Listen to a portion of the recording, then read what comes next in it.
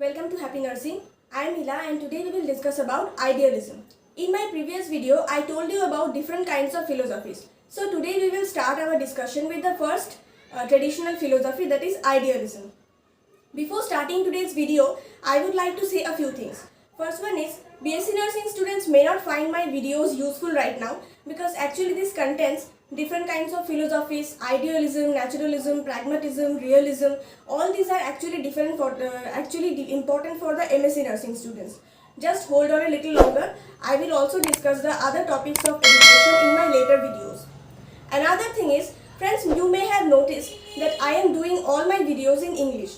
This is because during my college life or during my service period also, I have seen plenty of students and staffs suffering from the problem of not being able to use the English language properly. While they are presenting, while they are doing written demonstrations, while writing in the exam paper, if they forget whatever they have marked up, then it's a grave situation for them. That's why I have decided to help them, so that they can express in their own words whatever they have to tell using the English language only.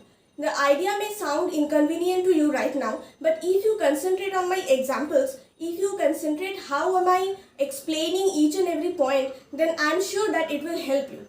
And for those who are experts in English, well, they don't need my explanations, but still I will request them to have a look at my videos. It will be definitely useful for them in case of at least contents and examples. Okay, so enough of chit chat. Let's get on with today's topic. Idealism comes from the word ideal or ideas.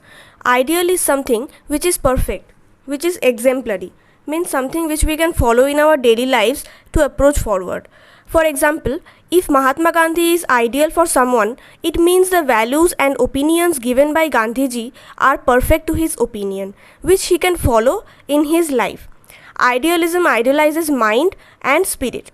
According to this philosophy, ideals or lighter values are the most important thing in human life than anything else. So, an idealist emphasizes on spirituality of human being rather than scientific facts. We can make it more clear by looking at the chief assertions of idealism. Idealism believes in universal mind, means God. What does that mean? According to the idealism, God is the creator and others are created.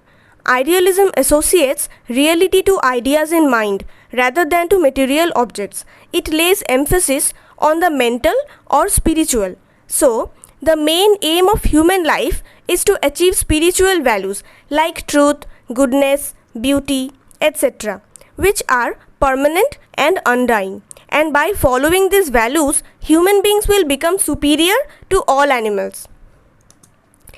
Idealism regards man as a spiritual being. Now, what do we mean by spiritual being? It is someone who will have a feeling or sense or belief that there is something greater than himself, something more to being human rather than sensory experience. Some people, such as saints or enlightened individuals, have achieved and manifested this. For example, Rishi Valmiki from Ramayana or Rishi Vedvyas from the Mahabharata. They have explored certain universal themes such as love, compassion, life after death, wisdom and truth, etc. They were spiritual beings. The world of ideas and values is more important than the world of matter.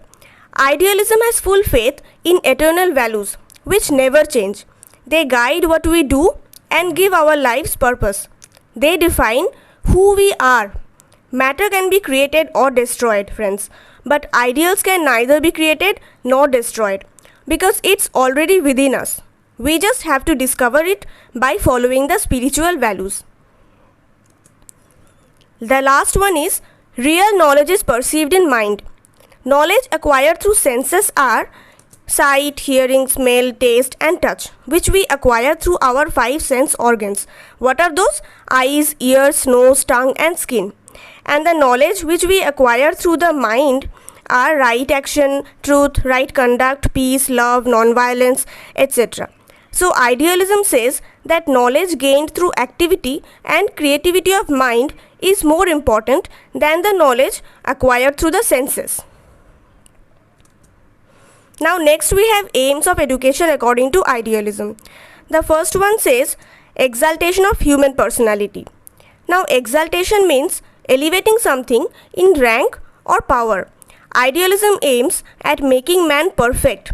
Again the same explanation, through gaining the spiritual values of self-realization, and that always comes from education. Next one is universal education. Idealism says that education should be provided to human beings of the whole universe, irrespective of caste, creed, color, religion, or socio-economic status. Development of inventive and creative powers. Idealism says that education should foster inventive and creative powers in man's mind, so that man can modify his environment according to his own needs and purposes. For example, if we face a problem in our life, then we must have a plan to solve that problem and work the situation out. If that doesn't work, we have to think of something else. We have to come up with some other plan as the solution, and that we have to bring out from our mind. Acquisition and enrichment of cultural environment.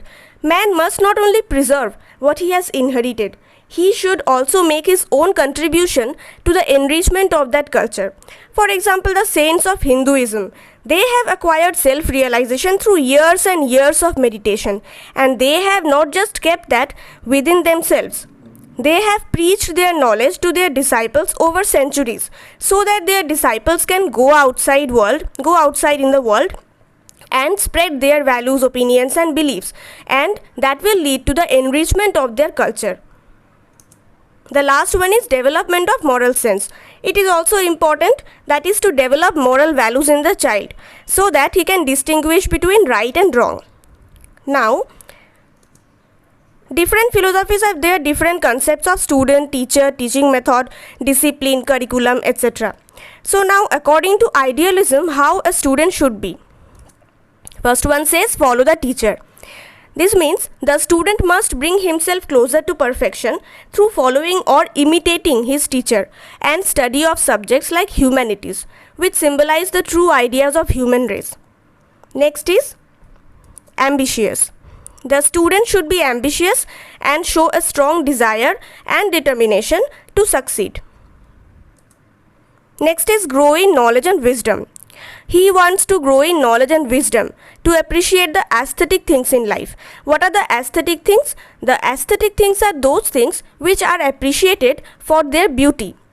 For this include art, architecture, design and other elements of human expression.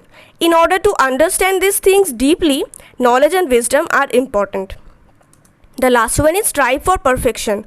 The student should strive for perfection because, as already said, the ideal person is perfect person. Now next is the concept of teacher. Excellent. The teacher must be excellent in order to serve as an example for the student, both intellectually and morally. Excel in knowledge and human insight. The teacher must excel in knowledge and human insight, because why it's very crucial? It's very crucial as the student will follow the teacher only to reach excellency. Creative skill. The teacher must exercise great creative skill in providing opportunities for the learner's minds. An instructor that presents innovative and challenging prompts, he will encourage the students to work creatively through a problem to reach its solution. In this way, he will be able to teach the students how to apply their knowledge in real life. Role model. The teacher serves as a role model for the student. How? He uses examples and guidance to teach them the lifelong habits of patience, tolerance, and perseverance or persistence to achieve a goal, and the student follows the teacher. Provide students with materials to achieve higher goals. It is the teacher's responsibility to encourage the students and provide them with materials to work for achieving higher goals. So the teacher's function is to gradually set the standards high for their students, so that their students can upgrade themselves from their present position and are not stuck at a place. Then only they will reach perfection, which is the ultimate goal of idealism. Skillful questioner. The teacher's role is to be a skillful questioner who encourages students to think and ask more questions for learning. Next is the curriculum. How the course of study should be under idealism. The curriculum must include those subjects essential for the realization of mental and moral development, such as value education, moral science, religion, etc. These subjects provide one with culture and they should be mandated for all pupils. The subject matter should be kept constant for all.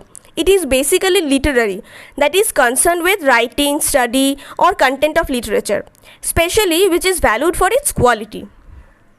Now, as explained in the chief assertions of idealism, you must be remembering, friends, knowledge gained through the activity and creativity of mind is more important than the knowledge gained through senses. So, the curriculum in idealism has very little place for field trips and empirical or sensory data. Now, coming to the instructional methodology. That means method of instruction, means method of teaching actually. Broad view of the world rather than technical skills. The idealist is concerned with providing the students with a broad view of the world in which they live, rather than turning them out with technical skills. The students will not only learn the skills needed to pass exams, but also experience how to apply their skill in real life scenario. Comprehension of ideas along with lecture method. This means the role of a teacher is emphasized as a skillful questionnaire. So, we all know that the teacher will use the lecture method to teach the students. But while the lecture method is still important, it is also important to consider more of a way to convey information and to help students comprehend ideas. That means students are encouraged to bring out ideas from their own mind. Next is self-realization and self-education. These are also very important. Teachers must stimulate students so that learning occurs even when they are not present in the classroom. For example, project-based learning. In this method, the students get the opportunity to engage in the projects set around real-life challenges and problems. So, the students can develop their knowledge and skill through these projects even when the teacher is not present with them. Emphasize on the subject matter of mind, use of lecture, discussion and Socratic dialogue. As the curriculum in idealism emphasizes on the subject matter of mind, that is literature, history, philosophy, religion, etc. So, teaching method focuses on handling ideas through lecture, discussion and Socratic dialogue. Socratic dialogue is a method of teaching that uses questioning to help students discover and clarify knowledge. Encourage learners to enlarge their field of knowledge.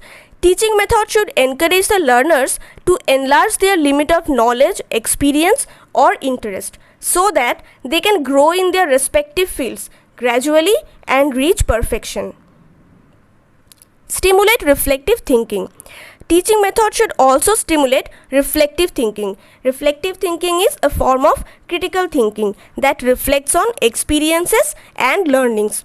It will help them to improve decision making and problem solving processes.